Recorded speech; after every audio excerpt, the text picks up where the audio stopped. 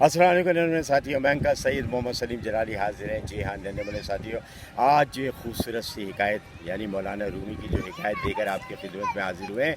बहुत खूबसूरत, बहुत अच्छी हिकायत है। इससे कुछ ना कुछ आपको सबक मिलेगा और कुछ ना कुछ नसीहत। नन्हे साथियों, एक बुज़ुर्ग, बहुत पाए के बुज़ुर्ग, बहुत अल्लाह वाले परहेज़गार, बहुत नमाज़ी और माशाअल्लाह अल्हम्दुलिल्लाह अल्लाह ताला ने उनको दौलत भी बहुत दी थी।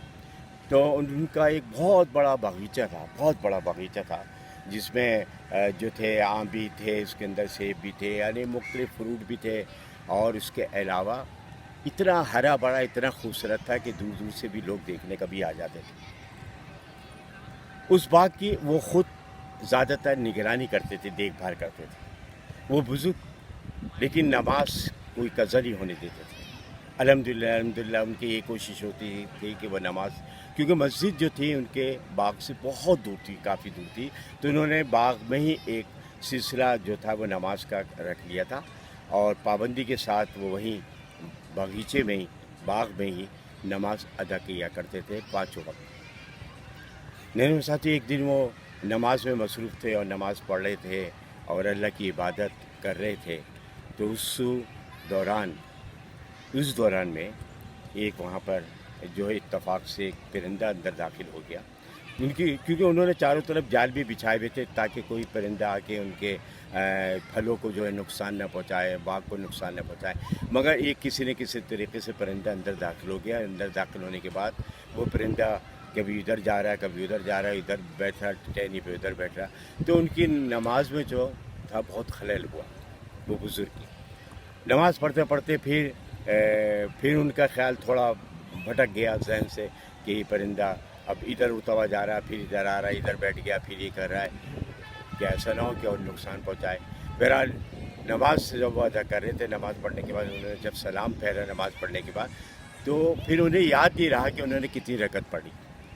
उन्हें बेइंतहा अफसोस हुआ, बहुत दुख हुआ कि वो तो नमाज अल्लाह ताला की नमाज़ पढ़ रहे थे, नमाज में क्यों गफलत हुई। एक परिंदे के आ जाने से इतनी गफलत हो गई कि उन्हें फिर ये फ़िक्र भी लायक हो गई कि पता नहीं ये परिंदे जो मेरे किन दरख्तों को, किन फलों को कहाँ नुकसान न पहुँचा दें। मेरे साथी बुज़ुर्ग को बेइंतहा अफसोस हुआ, इतना दुख हुआ कि उन्होंने कहा कि अब जो है इस बाग में मैं नमाज नहीं पढ़ सकता, और इस बाग को जिसकी वजह से मेरी नमाज में हर्ज हुआ और मैं नमाज भी भूल गया, कितनी रकत मैंने पढ़ी।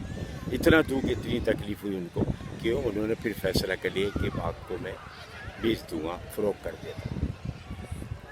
फिर वो बुज़ुर्ग जो थे हुज़ूर पाक सल्लल्लाहु अलैहि वसल्लम के पास हाज़िर हुए और गए भी, और उन्होंने पूरा वाक़या बताया और कहा कि ये मैं अल्लाह की राह में पूरा बाग जो है अल्लाह की राह में दे देता हूँ। वो बाग को उन्होंने अल्लाह की राह में दे दिया। हुज़ूर पाक सल्लल्लाहु अलैहि वसल्लम भी बहुत खुश हुए। तो यकीन करें, देखें आप कैसे अल्लाह के चाहने वाले लोग जो अल्लाह की ला तादाद चीज़ों को याद रखते हैं कि अल्लाह को क्या पसंद है, क्या नहीं है, क्या गुनाह है, क्या सवाब है, वो तमाम चीज़ों को हमेशा याद रखते हैं। और एक बाग इतना बड़ा जो उन्होंने नज़र कर दिया।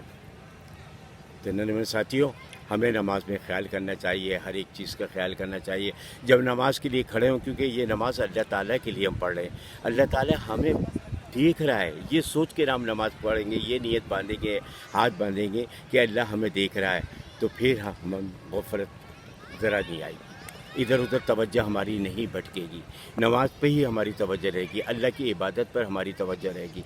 तो जब भी आप नमाज़ पढ़ें, तवज्जो दें सिर्फ़ अल्लाह और उस पर। और मेरे साथियों, अगर नमाज पाबंदी से पढ़ेंगे और तवज्जो देते रहेंगे इन चीज़ों पे, तो अल्लाह ताला भी हमारा खुश होगा, हम सही ईमान पे भी सही दायम रहेंगे। अब इजाज़त दीजिए अपने अंकल सैयद मोहम्मद सलीम जलाली को। अल्लाह हाफ़िज़।